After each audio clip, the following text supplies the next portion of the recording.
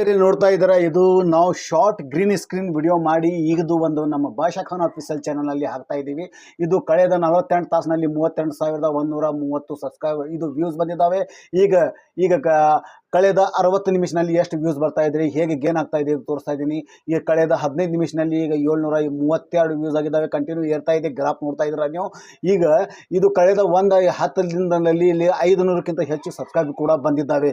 So ನೀವು ಈ ಥರ ನೀವು ಶಾರ್ಟ್ ವಿಡಿಯೋ ಮೇಲೆ ರಿಯಾಕ್ಷನ್ ಮಾಡಿ, ವಾಯ್ಸ್ ಓವರ್ ಮಾಡಿ, ನೀವು ಏನೋ ಎಡಿಟಿಂಗ್ ಮಾಡಲಿಕ್ಕೆ ಬರೋದಿಲ್ಲ ಅಂದರೂ ಕೂಡ ನಡಿತೈತಿ.